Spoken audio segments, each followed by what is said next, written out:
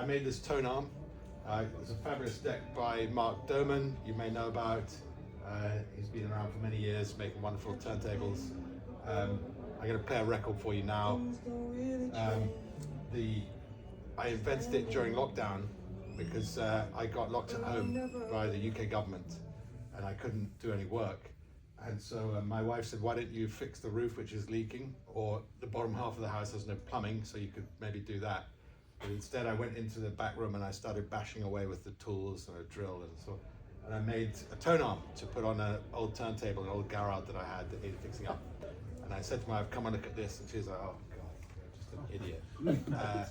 It's all about priorities. Exactly. And I put the tone arm on a turntable. I played the first record, and after 30 seconds I turned to her and I said, I'm going to have to patent this, because already in 30 seconds it was immediately obvious that I had never heard a turntable sound like that.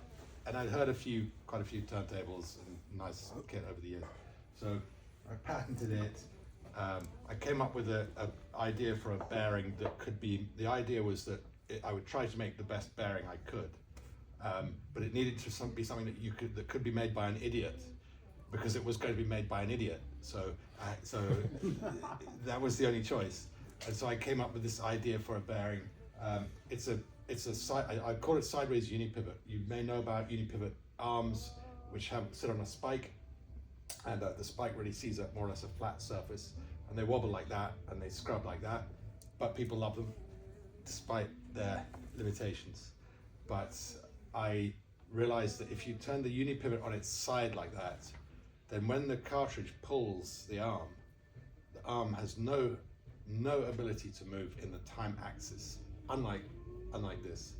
And so I think you can get a more accurate time signal, and that's crucial. If you think of it like jitter in digital, it's very important that the time axis is invariant. So the cartridge is held very, very firmly in the time axis by this bearing, which is like that.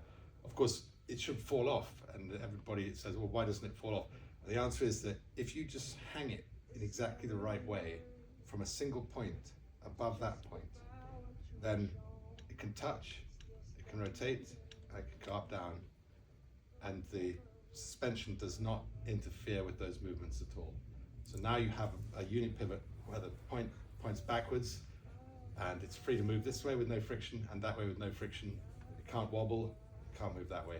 So it's, I think a more ideal kind of bearing for a tone arm than has been before. Of course, it can't move very far, but it doesn't have to. It only has to get from here to here. So it's not going to be used in Volvo trucks ever. Yes. You know that you are in the bearing capital of the world. When I just came, down the road. I know. When I came to the airport just yesterday, a very nice, I think French-Israeli, I don't say old lady, I can say old lady, picked me up on the plane and was determined to talk to me. She was very charming, and she was traveling by herself. I don't know what her plans were, but anyway, we came through the airport together and we shared a taxi.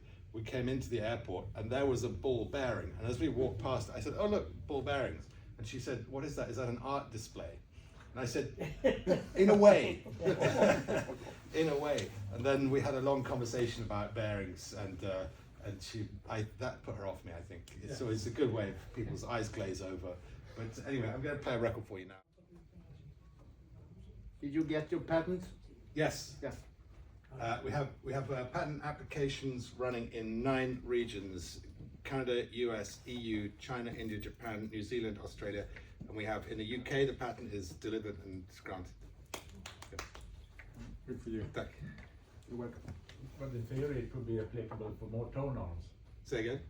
You could sell your bearing to other tone arm manufacturers, I would assume.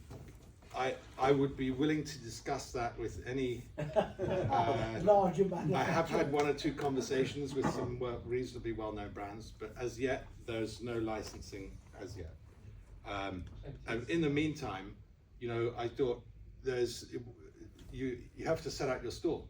So I thought there's no point traipsing around saying I've got this great idea.